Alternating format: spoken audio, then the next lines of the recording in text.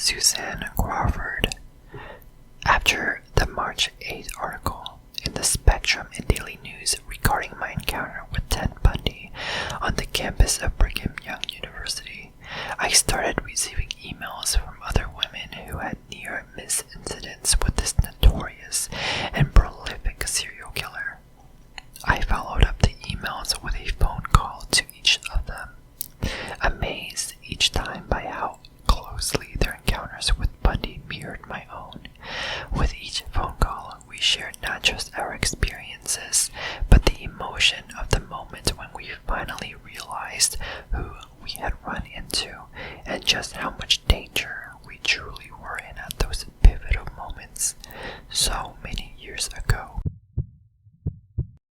I lived in West Valley City in the summer of 1975 when I met a handsome man at the Grand Central store, changed since then to Fred Meyer's store.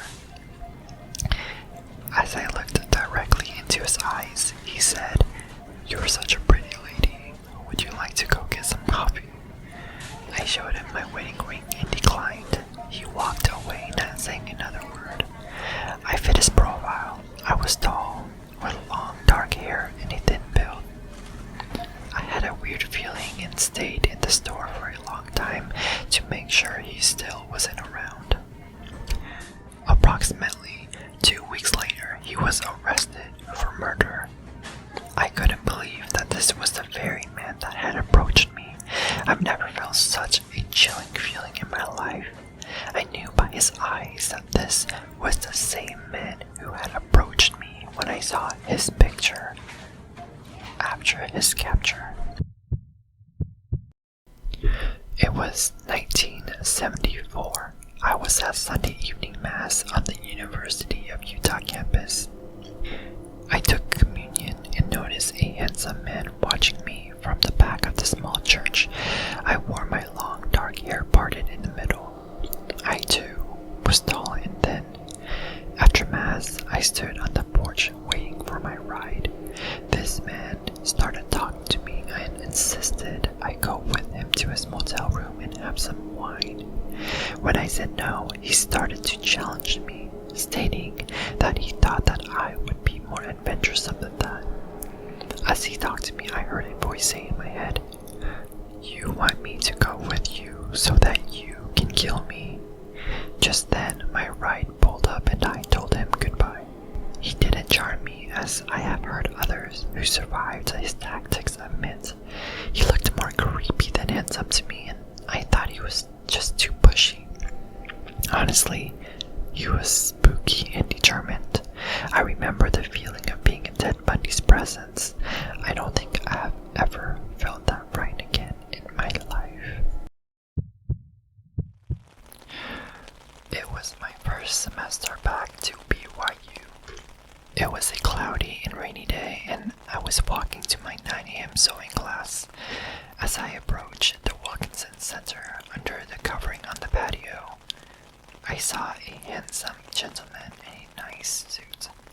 His eyes were glued to me as he watched me approach. I remember how it flattered me. As I got closer, he said, "Hi, do you go to school here?" I told him yes. "I've seen such good people here," he said. "I'm from out of town and I need to go to downtown Provo to speak," he said, eyeing my umbrella. "Could you walk me to my car so I don't get my suit stained in this rain?" he asked. Here was my chance to be a good example of what a member of the LDS church should be. I wanted to be of service to him. I told him, "Yes, I have a few minutes before my class begins." I had a beige 3/4 length raincoat with a wrap around belt and a pink umbrella to cover us both on a trip to his car. We walked through 3 different sections of the parking lot, each taking us farther away from the Wilkinson Center and from my class. So I asked, "Where's your car?" He said that it was just a little bit further. We walked a few more steps when all of a sudden I felt him grab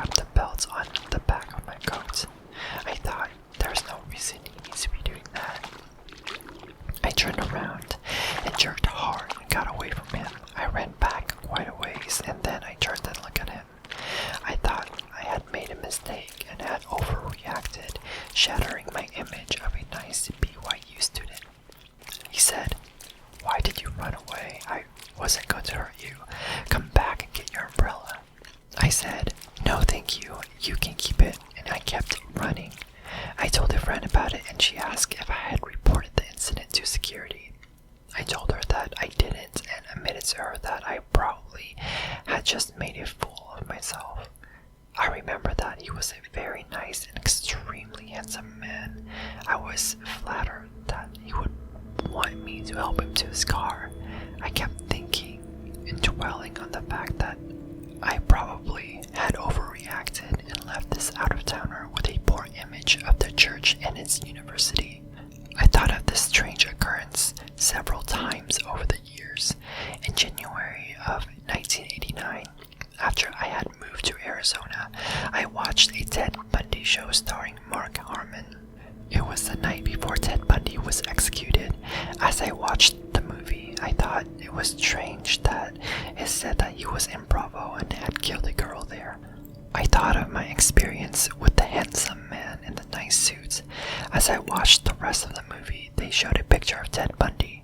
I looked at that face and saw those eyes, and I knew it was him who I ran away at BYU. I was numb and felt like I had melted away right there into my gray carpet. I started crying, and as I cried, I kept saying over and over, "That was him. That was him." As they showed all the pictures of the girls he murdered, I looked just like them. Tall, thin, long hair parted in the middle. I couldn't sleep that night. When I woke up to my radio alarm, the first thing I heard was that Ted Bundy had just been executed. It was January 24, 1989. When I look back on all that had happened that day, I ask myself, if he was legitimately needing refuge from the storm, why didn't he buy his own umbrella? All I could think of at the time in my youth and inexperience was that I had embarrassed myself in the church by not being more accommodating to him. Those were my thoughts then. I so easily could have been one of Ted Bundy's